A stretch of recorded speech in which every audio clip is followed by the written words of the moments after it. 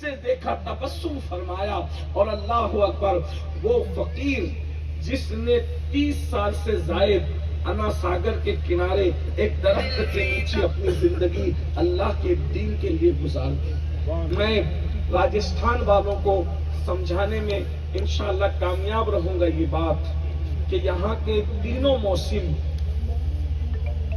مکمل طور پر شباب پر ہوتے ہیں۔ راجستھان کی گرمی بھی بے مثال، یہاں کی سردی بھی بے مثال، اور یہاں کی برسات بھی بے مثال۔ برسات آتی تو دھڑ دھڑ دھڑ ایسے آتی ہے، یوں لگتا ہے جیسے سر پر کوئی کنکر مار رہا ہو، بوند نہیں بلکہ کنکر مار رہا۔ ہم بہت دور نہیں رہتے آپ سے، آتے جاتے رہتے ہیں، اس لیے ہم نے تینوں موسم کو انجوائے کیا ہے یہاں پر۔ سردی بھی یہاں کی دیکھی، ایسی سردی کہ پھر توبہ کی کہ اللہ توبہ، اس کے بعد سردی میں کبھی نہیں آئیں گے، لیکن مجبوریاں لاتی رہتی ہیں، کبھی مجبوری لاتی ہے، کبھی شوق لاتا ہے، کبھی ضرورت لاتی ہے، بہرحال آنا تو ہوتا ہی ہے۔ بہت سوچا تھا راجستھان کی سردی میں کبھی نہیں آئیں گے، لیکن اس سے غریب نواز آ گیا سردی میں تو آنا ہی ہوا، اس لیے کہ یہاں نہ آئیں گے تو کہاں جائیں گے۔ سال بھر جو بولتے پھرتے ہیں وہ سال میں ایک مرتبہ بیٹری چارج کرنے کے لیے اس سے غریب نواز میں تو آنا ہی پڑتا ہے، اور یہاں نہ آئے تو کہاں جائیں۔ مدینہ منورہ کا ویزا یہیں سے ملتا ہے، بغداد شریف کا پروانہ یہیں سے ملتا ہے، کربلا شریف کا ٹھکانہ یہیں سے ملتا ہے، نجف اشرف میں آنا جانا یہیں سے ملتا ہے، اس لیے کہ ملتا ہے مصطفیٰ کا در آل رسول کے تحفے۔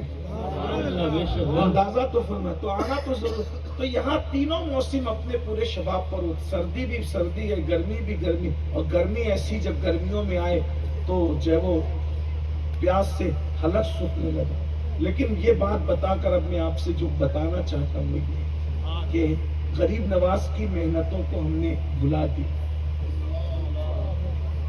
30 سال سے زائد وہ فقیر، اللہ کا فقیر، جس نے مانگا نہیں بلکہ پورے ہند کو عطا کیا اور آج بھی عطا کر رہے ہیں۔ سبحان اللہ، سبحان اللہ۔ ایک درخت کے نیچے بیٹھے رہے، ایک درخت کے نیچے، اس کے اوپر کوئی چھت نہیں تھی، کھلے آسمان کے نیچے ایک درخت تھا، اس درخت کے نیچے غریب نواز کا ٹھکانہ تھا۔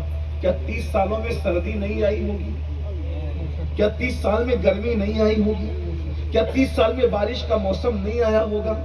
لیکن اس اللہ کے مقدس بندے نے سردی سہی، گرمی سہی، برسات سہی، لیکن استقامت کے ساتھ وہ وہیں بیٹھے رہے، اور اپنی من موہنی صورت اور اپنی فکر اور اپنے تکلم سے جب اپنے اخلاق سے متاثر کیا لوگوں کو، تو پھر لوگ اسلام قبول کرنے کے لیے تیار ہو گئے۔ سرکار غریب نواز نے کسی کو ایک تماچا بھی نہیں مارا اپنی زندگی میں، بلکہ کسی کے ہاتھ کی مالا بھی نہیں ٹوٹی، اور اللہ نے 90 لاکھ کو اللہ کا وفادار بنا دیا۔ 90 لاکھ کو اللہ نے انسانیت کا شعور عطا کر دیا، 90 لاکھ کو اللہ نے ذوق بندگی عطا کر دیا، 90 لاکھ کو اللہ نے انداز زندگی عطا کر دیا، بلکہ 90 لاکھ آدمی انسان بننے پر مجبور ہو گئے، اس لیے کہ آدمی تو سب ہے مگر انسان سب نہیں ہے۔ آدمی کو میسر نہیں انسان ہونا۔ اقبال نے کہا تھا، آدمی وہ ہے جس کی ناک ایک ہوتی ہے، آدمی وہ ہے جس کی آنکھ دو ہوتی ہے، آدمی وہ ہے جس کے کان دو ہوتے ہیں، آدمی وہ ہے جس کی زبان ایک ہوتی ہے، آدمی وہ ہے جس کے ہاتھ دو ہوتے ہیں، آدمی وہ ہے جس کی انگلیاں 10 ہوتی ہے، ہاتھ کی آدمی وہ ہے جس کے پیر کی انگلیاں 10 ہوتی ہے، آدمی وہ ہے جس کے سوچنے کا دماغ ایک ہوتا ہے، آدمی وہ ہے جس کے سینے میں دل ایک ہوتا ہے، آدمی وہ ہے جو پیٹ رکھتا ہے۔ یہ آدمی ہے، لیکن انسان وہ ہے آنکھیں جو 2 ہوتی ہے، ان آنکھوں سے وہ حرام نہیں بلکہ حلال دیکھتا ہے، انسان اس کو کہتے ہیں۔ آدمی وہ ہے جس کے 2 کان ہوتے ہیں، انسان وہ ہوتا ہے جو کانوں سے حرام نہیں سنتا بلکہ حلال سنتا ہے۔ آدمی وہ ہے جس کی زبان ایک ہوتی ہے، اور انسان وہ ہوتا ہے جو اپنی زبان کو اللہ کی رضا کے لیے استعمال کرتا ہے۔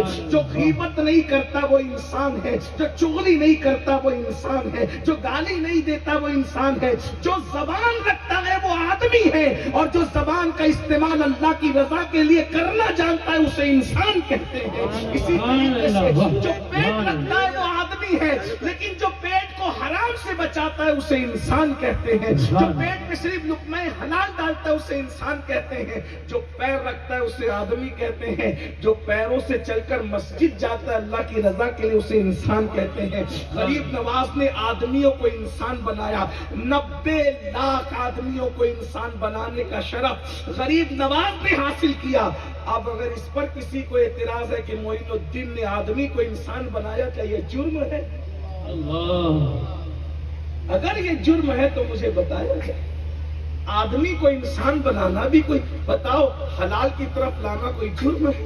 آنکھوں کا صحیح استعمال بتانا کوئی جرم ہے؟ زبان کا صحیح استعمال بتانا کوئی جرم ہے؟ سرکار غریب نواز کو یہی سکھانے کے لیے آئے تھے۔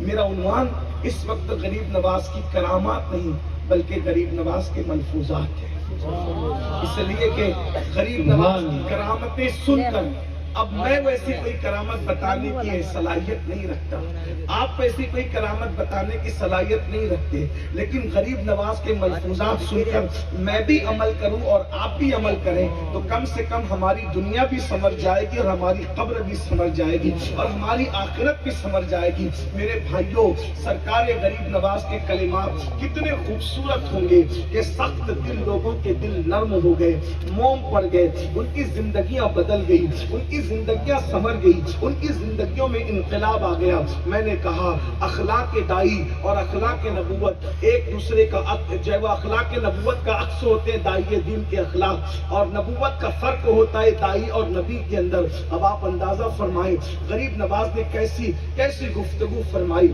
آج میں آپ کے سامنے پیش کرنا چاہتا ہوں۔ حضور غریب نواز کے ملفوظات بہت لمبے چوڑے نہیں ہوتے تھے، کبھی 2 منٹ، کبھی 3 منٹ، کبھی 5 منٹ، کبھی 17 منٹ، بس اتنے آپ کے ملفوظات ہوتے تھے اور آپ کے سامنے بیٹھے ہوئے لوگ آنکھوں سے آنسو جاری ہوتے تھے، زندگیاں بدل جاتی تھی۔ ہمارے سامنے جو بیٹھتے ہیں ان کی زندگیاں پتہ نہیں کتنوں کی بدلتی ہیں، نہیں بدلتی، لیکن وہ زبان میں کتنی تاثیر تھی۔ یاد رکھنا، جو لوگ صرف لوگوں کی نصیحت کے لیے بولتے ہیں وہ بول کر بھی چلے جاتے ہیں، نہ بولنے والے پر کوئی اثر نہ سننے والوں پر کوئی اثر، لیکن جو زبان خود عمل کرنے کے بعد بولتی ہے، جو زبان اللہ کی رضا کے لیے بولتی ہے، پھر وہ خود بھی بدلتی ہے اور دوسروں کو بھی بدل دیتی ہے۔ وہ انقلاب تھا، بڑا عظیم انقلاب جو غریب نواز نے چند سالوں کے اندر اللہ اکبر برپا فرمایا تھا۔ آپ کو یہ معلوم ہونا چاہیے ایک ہی لباس پر غریب نواز نے پوری زندگی گزار دی، اتنے پیون لگے کہ جب غسل آپ کو جب وصال کے بعد غسل دیا گیا تو وہ آپ کا کرتا کئی کلو کا ہو گیا تھا۔ حضور سید العلماء مہاریوی رحمت اللہ علیہ اپنے ملفوظات میں فرماتے ہیں کہ کئی کلو کا وہ کرتا ہو گیا تھا۔ اس کی وجہ یہ تھی کہ پیون پر پیون لگنے کی وجہ سے وہ کرتا کئی کلو کا ہو گیا تھا، اندازہ تو فرمائیں۔ اور 3 دن کے بعد ایک مرتبہ کھانا کھاتے تھے۔ غور کیجئے، ہم ایک دن میں 3 بار پیٹ بھر کے کھاتے ہیں، اللہ آپ کو اور کھلائے، لیکن ایک دن میں 3 بار پیٹ بھر کے کھاتے ہیں، اللہ کی نافرمانی کرتے ہیں، خدا کو ناراض کرتے ہیں، خدا کے غضب کو دعوت دیتے ہیں۔ مگر وہ اللہ کا کیسا درویش تھا کہ 3 دن میں ایک مرتبہ کھاتے تھے اور صرف 3 لقمے کھاتے تھے، اور کبھی ایک ہفتے میں ایک مرتبہ کھاتے تھے اور 3 لقمے کھاتے تھے۔ اچھمبا لگتا ہے نا، مجھے ساگر کا گھاگر میں آنا اتنا متعجب نہیں کرتا، اتنا تعجب میں نہیں ڈالتا جتنا ہفتے میں 3 لقمے کھانا تعجب میں ڈالتا۔ جی غور کیجیے، ہمیں یہ چیز پتہ ہی نہیں ہے، ہم نے کبھی اس چیز کو ڈسکس کی ہی نہیں ہے۔ یہ بھی ہمیں پتہ ہونا چاہیے کہ سرکار غریب نواز کی پوری زندگی 97 سال کی تھی، 97 ایئرس، اور اس میں اول کے 27 سال آپ رات کو آرام کرتے تھے، دن کو جاگتے تھے، لیکن آخری کے 70 سال نہ کبھی رات کو سوئے نہ کبھی دن کو سوئے، اللہ کی عبادت میں وقت گزار دیا۔ غور کریں، نہیں سویا۔ آپ کہیں گے 70 سال تک کوئی نہیں سوئے؟ اب یہاں دھیان دینا، گفتگو اب آ رہی، بہنیں بھی موجود، ایسا ہو سکتا ہے کہ کوئی 70 سال نہ سوئے؟ میں نے کہا بالکل ہو سکتا۔ 2 چیزیں، ایک عشق اور ایک فکر۔ انسان کو یا تو عشق جگا سکتا ہے یا تو فکر جگا سکتا ہے. نہ ہمارے پاس عشق ہے نہ ہمارے پاس فکر ہے. ہم دونوں سے عاری ہے اور ہمارے یہ بوجھ زمین پہ بھاری ہے. زمین بھی سوچتی ہوگی یہ بوجھ مجھ پر سے کب ہلکا ہوگا. یہ گناہوں کا بوجھ, یہ پاپ کا بوجھ, یہ جو ہم اتنے کلو کے ہیں, یہ پاپ کا بوجھ ہے زمین پر. زمین بھی سوچتی ہوگی کہ یہ بوجھ مجھ سے کب ہلکا ہوگا, یہ بوجھ مجھ سے کب ختم ہوگا. ہاں, میں یوں ہی نہیں کہہ رہا ہوں, بلکہ روایتوں میں آتا ہے کہ جب کوئی بندہ نماز نہیں پڑھتا, حرام کام کرتا ہے, اللہ کی نافرمانی کرتا ہے, تو یہ چونٹیاں, یہ مکھیاں, یہ مچھر, یہ پرندے اللہ رب العزت کی بارگاہ میں عرض کرتے, مولا ہمیں طاقت دے تاکہ ہم اس کا گلا پکڑ کے دبا دیں اور اس کو موت کے گھاٹ اتار دیں تاکہ زمین کا بوجھ ہلکا ہو جائے, یہ پاپ کی گٹری ختم ہو جائے. مجھے بتاؤ, جس سے مچھر بھی نفرت کرے, جس سے کھٹمل بھی نفرت کرے, جس سے چونٹیاں بھی نفرت کرے, جس سے پرندے بھی نفرت کرے, ارے یہاں تک کہ علماء نے لکھا ہے جب ٹھنڈی ہوائیں چلتی ہے پاپیوں کے قریب سے تو وہ ہوائیں بھی پاپیوں سے نفرت کرتی ہے. لوگ کہتے ہیں لوگ ہم سے نفرت کیوں کرتے؟ ہم نے کہا نفرت اس لیے کرتے ہیں کہ ہم اللہ کی نافرمانی کرتے ہیں. جس دن ہم اللہ کی فرما برداری کرنے لگے, کوئی نفرت نہ کرے, سب محبت کرنے پر مجبور ہو جائیں. اللہ اکبر. تو عرض یہ کر رہا تھا, 70 سال تک کسی کا جاگنا کیسے ممکن ہو سکتا ہے؟ عشق اور فکر انسان کو جگا سکتے ہیں. فکر کسے کہتے ہیں؟ آئیے میں آپ کو بتاؤں. ایک انسان بہت تھکا ہوا ہے, بہت تھکا ہوا ہے, بہت تھکا ہوا ہے, بستر نرم موجود ہے, اے سی چل رہا ہے, پنکھا چل رہا ہے, سونے کا موڈ بھی ہے. اچانک فکر ہوتی ہے میری بیٹی کو رشتے نہیں آ رہے ہیں. اب بتاؤ, تھکا ہوا انسان سو سکتا ہے اس فکر میں؟ اس کو نیند نہیں آتی.